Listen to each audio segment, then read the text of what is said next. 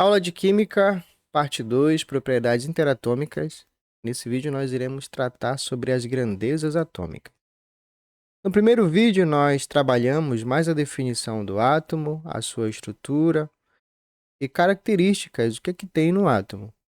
Agora nós iremos trabalhar a abordagem de quantidades, o quanto tem de prótons, o quanto tem de nêutrons, o quanto tem de elétrons, perfeito? Então, por isso que nós usamos como tema grandezas atômicas.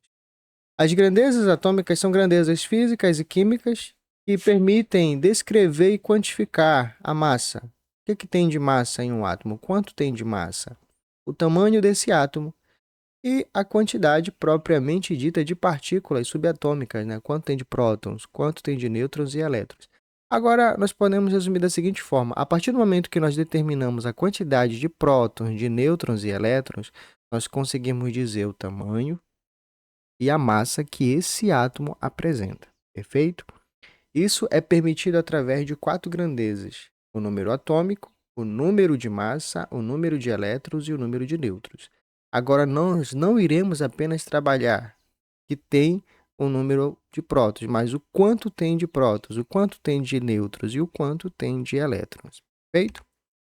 Começando pelo número atômico, nós devemos entender o seguinte, que determinar o número atômico de um átomo, eu preciso olhar para a quantidade de prótons que esse átomo tem. Por quê? Porque o número atômico é o número de prótons. O número atômico determina a quantidade de prótons que existe em um átomo. Por isso que Z é igual a P, ou seja, o número atômico é igual ao número de prótons. Um exemplo.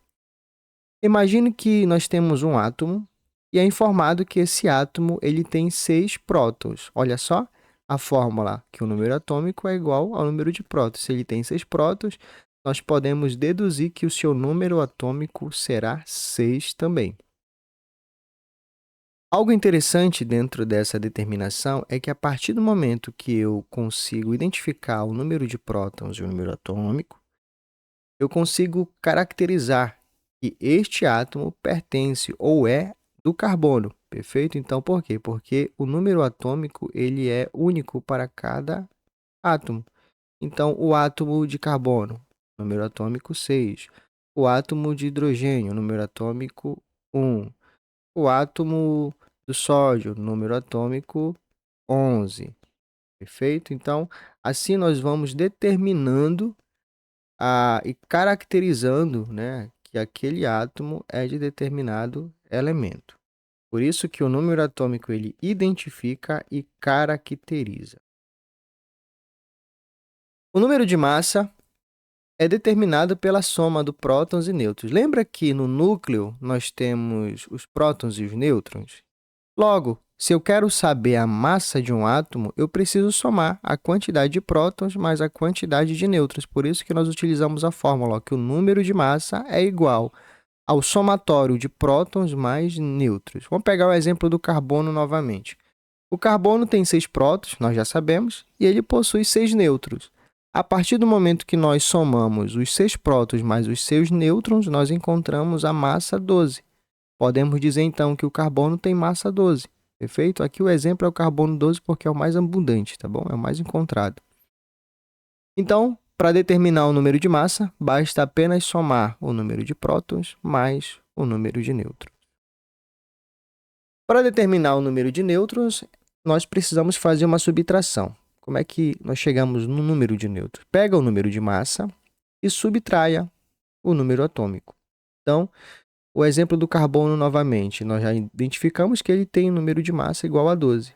Qual é o seu número atômico? 6. Então, para achar o número de nêutrons, vamos pegar o número de massa menos o número atômico. Então, 12 menos 6, nós temos 6 nêutrons. Feito com isso, nós definimos a quantidade de nêutrons no átomo de carbono. Para achar o número de elétrons, nós vamos partir da seguinte premissa, de que esse átomo ele seja neutro. Quando é afirmado que ele é neutro, nós precisamos entender o seguinte, que todo átomo neutro ele apresenta a quantidade de prótons igual à quantidade de elétrons, ou seja, a quantidade de cargas positivas é igual à quantidade de cargas negativas, por isso ele se torna neutro. Logo, então, o número de elétrons em um átomo no estado neutro é determinado ou é igual ao número atômico. Olha o exemplo do carbono novamente. Vamos dizer que o carbono, né, no estado fundamental, no seu estado neutro, ele tenha 6 de número atômico, né? Se ele tem 6 prótons, significa dizer também que ele terá 6 elétrons. Então, assim, para concluir, todo átomo no estado neutro, eu consigo achar o seu número de elétrons olhando para o seu número atômico. Se o seu número atômico é 6, ele tem 6 elétrons. Se o seu número atômico é o 13, ele tem 13 elétrons. Se o seu número atômico for o 17, ele tem 17 elétrons. Mas lembre que sempre a quantidade de elétrons será igual à quantidade do número atômico quando este átomo estiver no seu estado neutro, ou seja, quantidade de prótons igual à quantidade de elétrons. A quantidade de cargas negativas é igual à quantidade de cargas positivas. No próximo vídeo, nós iremos tratar justamente da condição quando o átomo ele pode perder ou ganhar elétron e ele deixa de ser um átomo neutro.